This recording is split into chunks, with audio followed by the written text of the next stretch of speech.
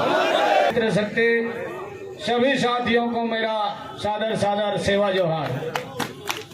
साथियों, आज एक दिवसीय धरना प्रदर्शन का जो कार्यक्रम था वो यहाँ के जिला अस्पताल में पदस्थ जो सिविल सर्जन हैं उनके द्वारा डॉक्टर सोनी को प्रताड़ित किया जा रहा था और वो डॉक्टर सोनी के द्वारा गुहार लगाई गई सोशल मीडिया के माध्यम से, और जिसको गोंडवाना गणतंत्र पार्टी ने महिला उत्पीड़न को लेकर के आज एक दिवसीय धरना आंदोलन और साथ ही साथ आसपास के जो क्षेत्र है, चाहे वो रिलायंस का मामला हो, अदानी का मामला हो, अल्ट्राटेक का पावर प्लांट हो, कोयला खदान हो, तमाम शहडोल जिला के अगल बगल के जितने गांव हैं 4-5 किलोमीटर के अंदर में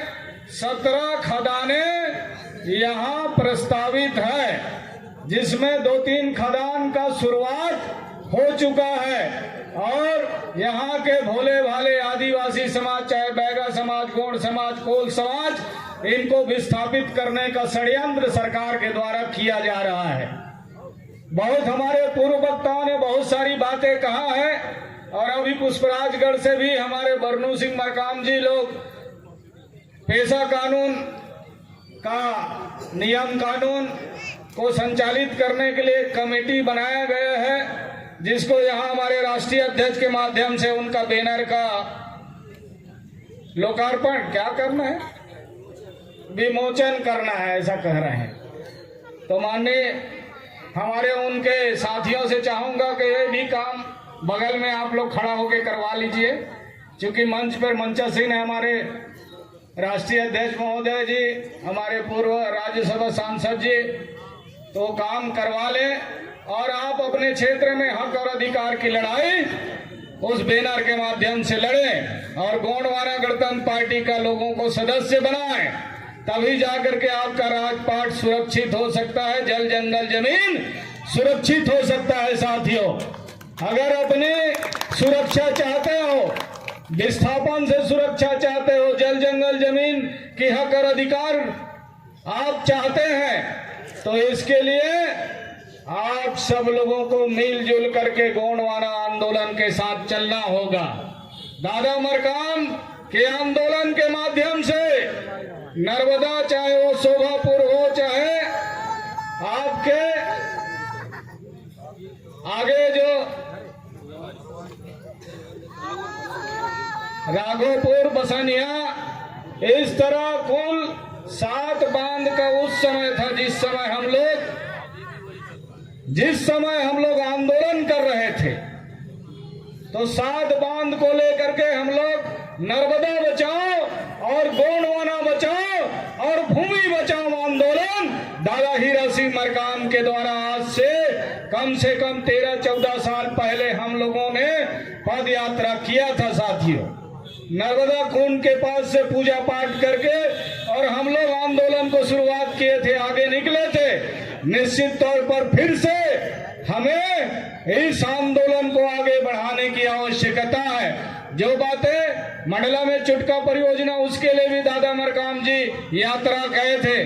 मैं दादा के साथ साथ उस यात्रा को हम लोग लेकर के नौरादेही, वो दमोह और सागर जिला तक के गए थे, जिसमें गांव विस्थापित करने का कार्यक्रम चल रहा था। वहां से टाइगर रिजर्व बनाने का काम चल रहा था। उस क्षेत्र में वो रमखिरिया गांव के पास मैं तमाम गांव बता सकता हूं जहां पर लोगों को विस्थापित करने का काम सरकार के द्वारा किया जा रहा था। और दादा ने जब पद यात्रा शुरू किया, ये तमाम कार्यक्रम स्थगित कर दिया गया सरकार के द्वारा।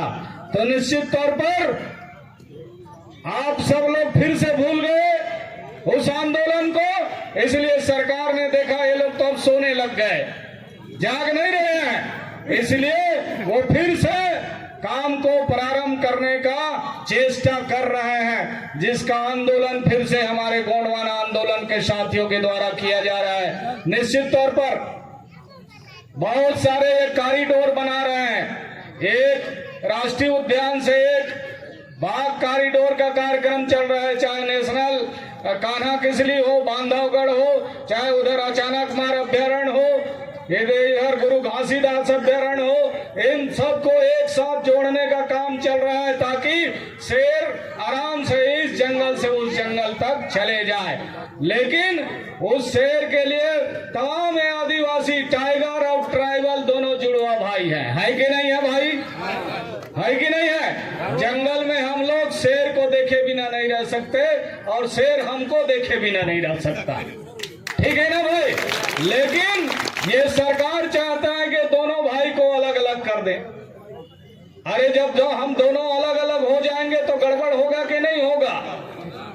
यहाँ तो शिकार करने वाले लोग टाइगर का यानी शेर का शिकार किए, आदिवासी कभी शेर को नहीं मारने का काम नहीं करता है साथी। वो तो हम लोगों का टोटम है, कुसरो लोगों का। गौड़ समाज में हमारा मरकाम का एक भाई होता है कुसरो, उनका वो टोटम है।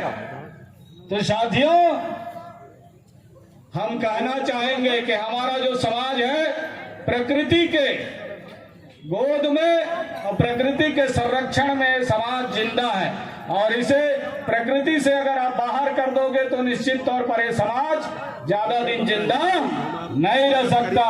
इसलिए आप सभी यहाँ जितने कार्यकर्ता पदाधिकारी गण आए हैं, मैं आप सब लोगों को धन्यवाद ज्ञापित करता हूँ कि आप लोगों ने अपने अपने गांव से अपने खर्चों में यहाँ पर हजारों की संख्या में आकर के भरे बरसात में बरसते पानी में आप बैठे रहे और इस कार्यक्रम को आज सफल बनाए।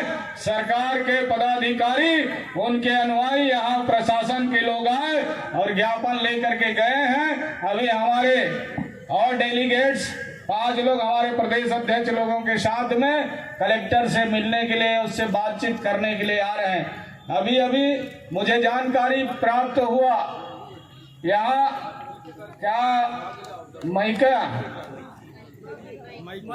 मैकी गांव है, यहाँ आदिवासी लोग, अनुसूचित जाति के लोग कई वर्षों से यानी 50-60 वर्षों से वहाँ निवास कर रहे हैं। पीढ़ी दर पीढ़ी लोग निवास कर रहे हैं और वो जमीन को किसी गुप्ता के नाम पर ट्रांसफर कर दिया गया। ऐसी बात है ना, है कि नहीं है? तो साथियों, हमारा कहना इस तरह फर्जी वाड़ा चल रहा है, यहाँ भू माफियाओं के द्वारा गांव के गांव लोग खरीद रहे हैं। इसकी हम यहाँ से निंदा करते हैं और आने वाले समय में इन तमाम गांव के मुद्दा को लेकर के गोंडवाना गणतंत्र पार्टी बड़ी आंदोलन करने का काम करेगा ताकि इनको हक और अधिकार। ये पुष्पराजगढ़ के पेशा नियम अधिकार के कार्यक्रम का हमारे दादा मरकाम के जो आंदोलन है, दादा हीरा सिंह मरकाम और एक मुट्ठी चावल से गोंडवाना का महाकल्याण, इन तमाम आंदोलन को लेकर के ये जो बैनर के तले ये लोग पहले से काम कर रहे हैं और इसको अब गांव-गांव तक पहुंचाने का काम हमारे बरनू सिंह मरकाम जी और उनके समस्त साथीगण करेंगे। इसके लिए इन लोगों को बहुत बहुत बधाई हो, इनको सेवा जोहार हो।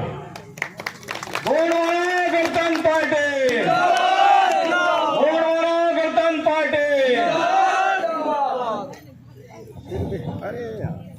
बहुत अच्छा पेशा अधिनियम, परंतु छत्तीसगढ़ सरकार को देखना 2022 में लेके आए पेशा अधिनियम और सरकार अपने फायदे के लिए, कंपनी को फायदा पहुंचाने के लिए, लोगों को फायदा पहुंचाने के लिए, कॉर्पोरेट घराने को फायदा पहुंचाने के लिए पेशा एक्ट में बदलाव किया।